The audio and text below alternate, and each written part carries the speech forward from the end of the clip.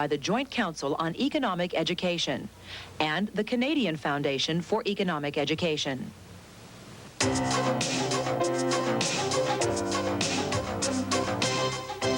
What is economics? Well, it's something you take in high school and probably in college. Oh, that's a very good subject. Economics is the study or exercise of dealing with money. I don't really know, but I think it has to do with money. Is money scarce? In my pocket it is. There's plenty of money available.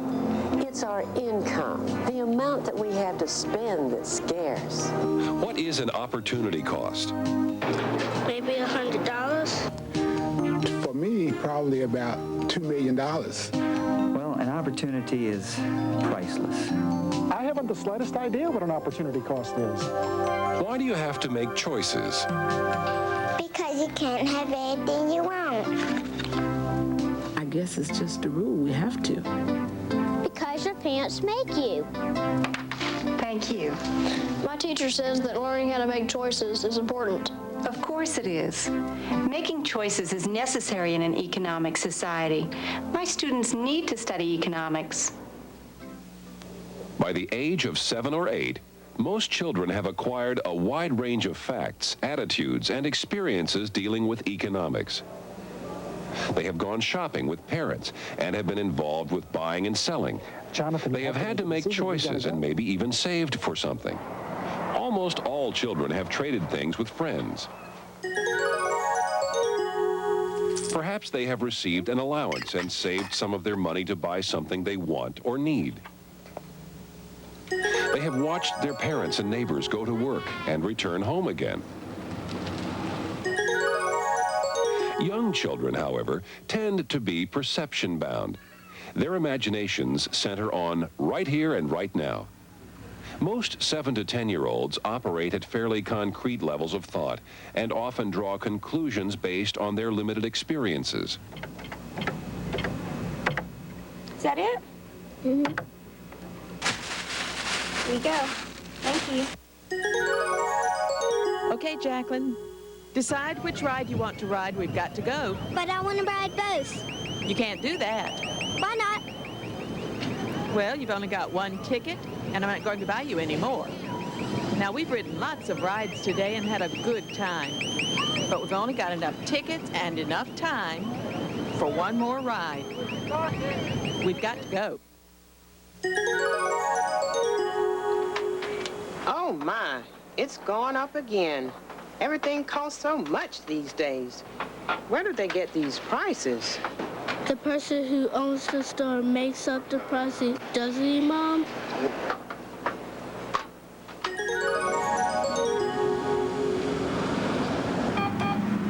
I don't know why Daddy always says he doesn't have any money. All he has to do is come here and get some. That machine makes money. It's completely understandable that young children would have misconceptions about the economic world. After all, their experiences are limited. And from these limited experiences, young children derive conclusions which often have errors in them. Economics doesn't have to wait for the high school years. A sound, developmentally appropriate program can be developed for young children if we begin with the concrete experiences that are part of their everyday lives. Because students are actively involved in their economic environment, they can benefit from a basic understanding of economics. Their study of economics can help them make sense of the wide array of information and experiences that bombard them in their daily interactions within the home, school, and community. Let's review, all right? Concrete experiences and active involvement provides the basis for economic education in the early elementary grades. Instructional materials that are age and ability related arouse students' curiosity and motivates their interest in the economic world. In this classroom, familiar nursery rhymes are being used in this way to introduce economic concepts. Now today, the word that we're going to talk about is scarcity, okay? And we're going to learn what scarcity is all about with a rhyme. Eric, if you come up and put the word up. Okay, thank you, Eric. All right, this is the rhyme that goes with scarcity. Now, this rhyme is familiar. You should know this rhyme. It's Old Mother Hubbard, so help me read it. Old Mother Hubbard went to the cupboard to fetch her poor dog a bone. When she got there, the cupboard was bare, and so the poor dog had none. Now let's think about how this nursery rhyme can fit our word scarcity. Now we'll do a story using the word scarcity in with our rhyme. This is only one example of the many ways that basic economic concepts can be taught in a manner that young children can understand and enjoy. There are many other instructional materials and techniques that can be used to teach economics in the early elementary grades. Stories can be rewritten to emphasize or change economic concepts. What comes next? I will said the cat, I will said the duck, and then I will said the pig. What do we do first? The pig. Who will help me take the wheat to the mill? We gotta add on to that. Small group activities can apply economic concepts to things children know and experience in their own lives. Well, let's see what someone else brought. Angie, you want to tell us about your Richie Bear? A lot of kids love Richie Bears. Now, why did you choose that as your most valuable thing? Because it costs $12. Oh, it costs $12. If you bought it, you had to save a lot of money, didn't you? Allowance for lots of weeks. Individual economic activities can make learning even more personal to students. Now, I'm going to hand you something. And when I hand it to you, you think about whether or not you want it. All right, Jonathan. See, it might not be what you want. That's a little ponytail holder. Don't you need that, Jason? No. You may want to do some trading, hadn't you? There's a car, Katie, in that basket. All right, now I'm going over here, and you all you can move it just a tad, and you trade with each other. See if you can get what you want. I'll trade for that. I'll trade you this for those two. I'll trade you this for that. Okay. No way, but I'll trade you this for that. And this for that. This for what? That for what? Through the use of instructional video programs, students can be exposed to a wider range of economic experiences.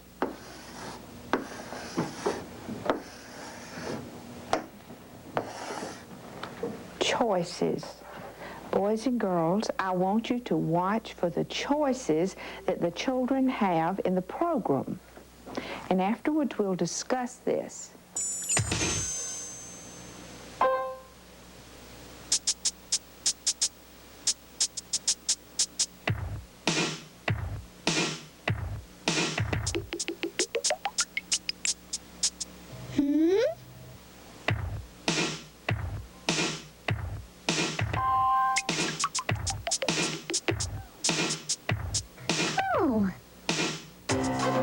Econ and Me is an instructional video resource that can teach economics to young children. 5 basic economic concepts are introduced in Econ and Me. They are scarcity, a situation that occurs when you can't have everything you want. Opportunity cost, the most valuable opportunity you give up when you choose one opportunity instead of another. Consumption, an economic activity that uses goods and services to satisfy people's wants and needs.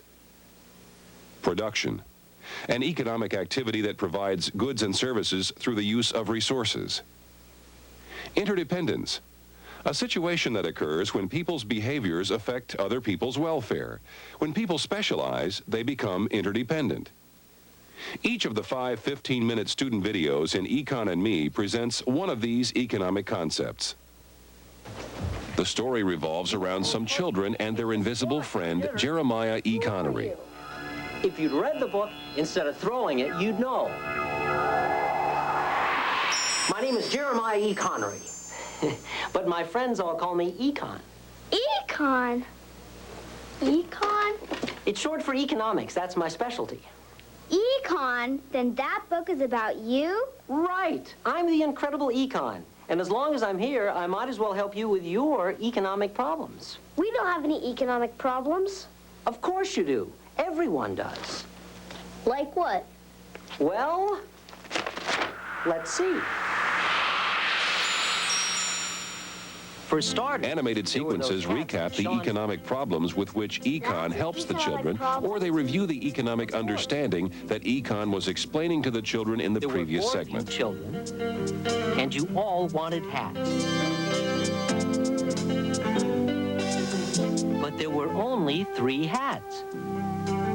There was a scarcity of hats, and you had an economic problem. Community sequences expand and reinforce content. They allow Econ to present real-world examples of economic understandings and to apply them to people, groups, and communities today. Some people wanted a park. Others wanted a parking lot and new office buildings. Still others wanted a shopping center. Then someone suggested a museum. And then a big company said they wanted the land to build a factory. There were so many choices, and there were good and bad points about each one. A park would be beautiful and a place that everyone could enjoy. But office and parking space was scarce in the city, too. A shopping center would be another place that everyone could use. And a museum would bring art and historic exhibits to the city. On the other hand, a new factory would mean more jobs and help the city grow. It soon became very clear that we had a huge economic problem. At several points throughout the lesson, the Econ logo appears in the upper right corner of the screen. This signals the classroom teacher that this is an opportunity to stop the videotape for discussion. We have just watched Econ help the Hamilton City Council make a decision. Who can tell me what his problem was? Michael. Limited space. Limited space. Econ used a decision tree on the video, so today we're going to use a decision tree and talk about Econ's decision that he made. He had a limited space problem. So we put limited space as our problem because we're having to decide all the different things that we could do. Econ made a decision. How many of you remember his decision? Ty, what was his decision? The factory. That's right, Ty. It would be the factory.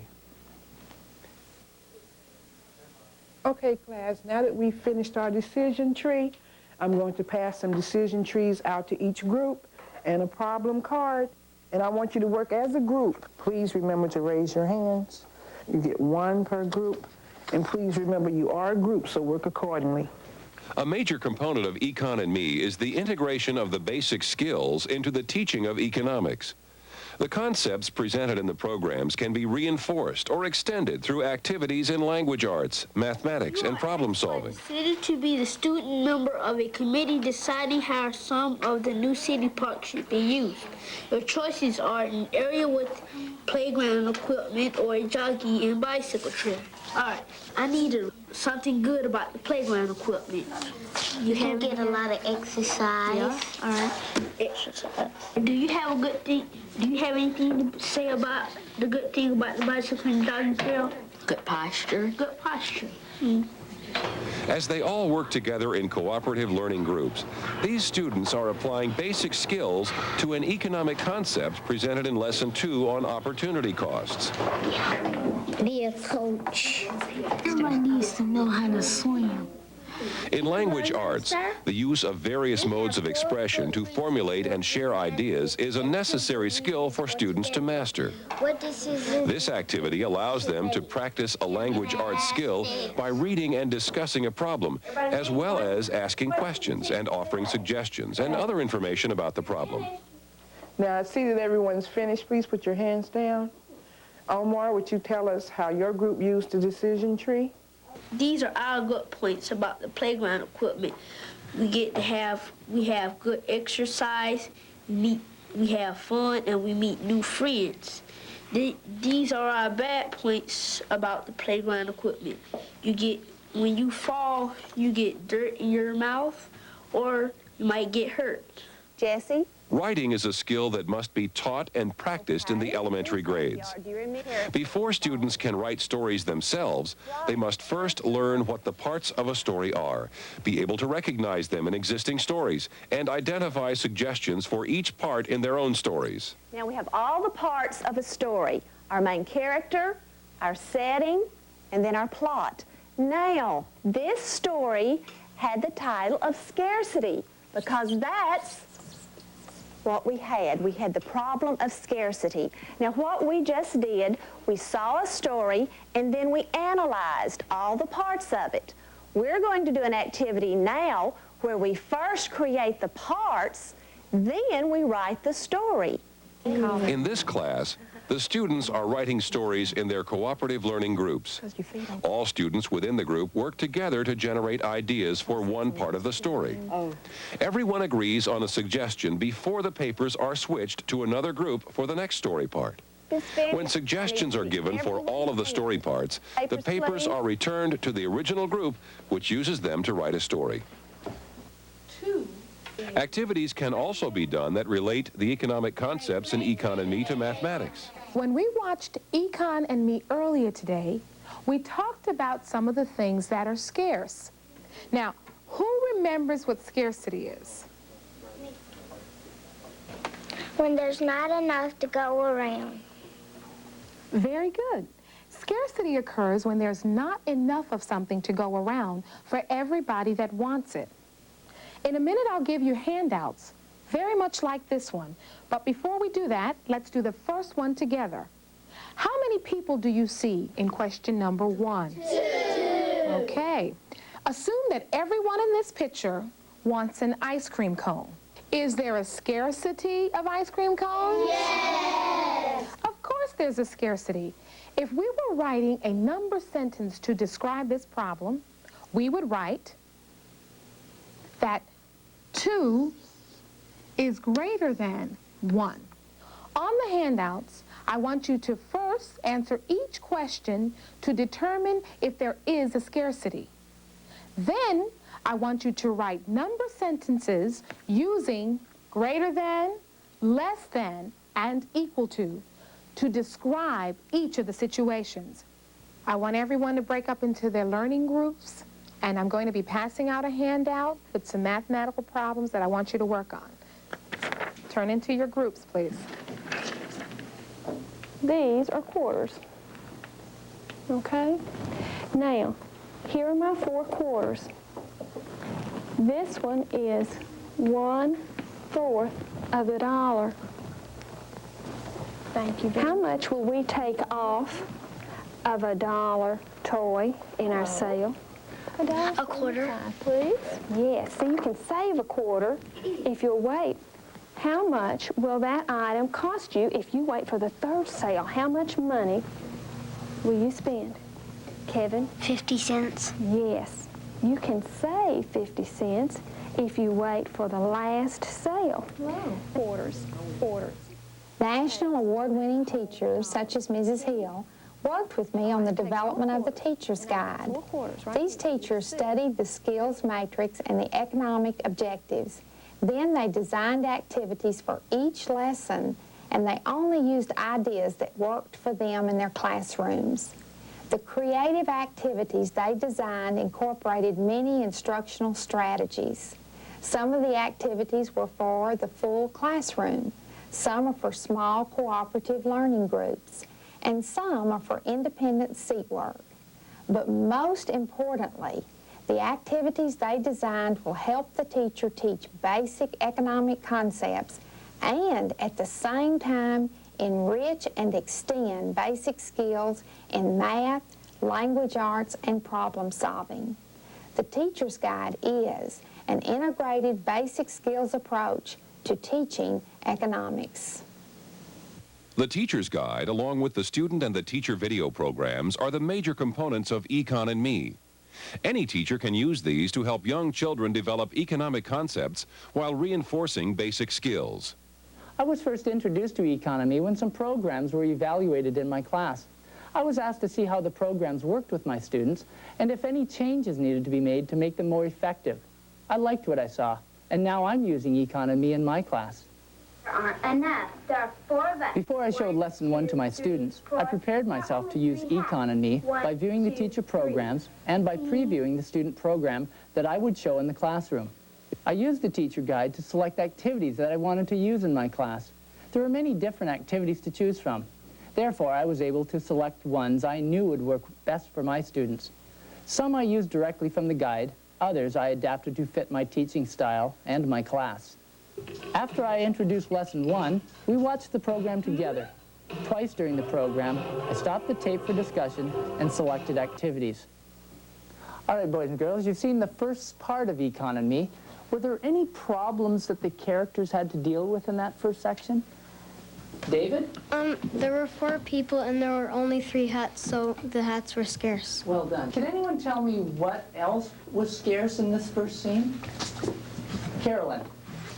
Well, the mother was having company and she wanted to use the living room, but all the kids were using it and they had all their stuff and they had to clear it out. You could view the program without stopping the tape and have all of the discussion and activities afterwards, but this approach works well with my students. I am working with my students on their writing, so the language arts activities are especially good for us. It's a good idea to write about that. I particularly like the integration of basic skills into the teaching of economics. All right, boys and girls, let's take a look at what we've learned about fractions in our fraction cookies. Each fraction has a top and a bottom. The top stands for how many pieces we have. The bottom number refers to how many pieces make the whole cookie. Activities such as fraction cookies allow me to reinforce basic math skills my students need. After working with fractions, understanding what the numbers represent is easier. All right, boys and girls, let's begin part 2 of the scarcity float trip. Each of your groups have made up a long list of the items that you chose to take on the float trip. At this point, I must give you some new information. There will be 2 people in each canoe, and each person is going to get a large bucket, just like this one, to carry all of the items that you've chosen. Make sure that when you're making your selection that you have decided as a group the things that you think you should take. If there is no other questions at this point, let's begin. My students enjoyed the scarcity float trip because we could work in groups and do a fun type activity. TV, clothes, yes. Fishing rod, no, because we're already bringing food. Children learn best when they enjoy what they are doing. Economy allows students to learn some important economic concepts and reinforce basic skills at the same time. Yeah, barbecue, no. Toothbrush, no. What more can you ask? My kids like economy, and they're learning a lot about economics. And yours will too, right? Yeah!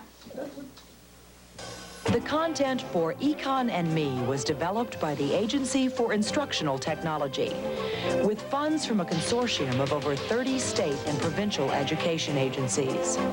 Other funds were provided by these corporations and foundations.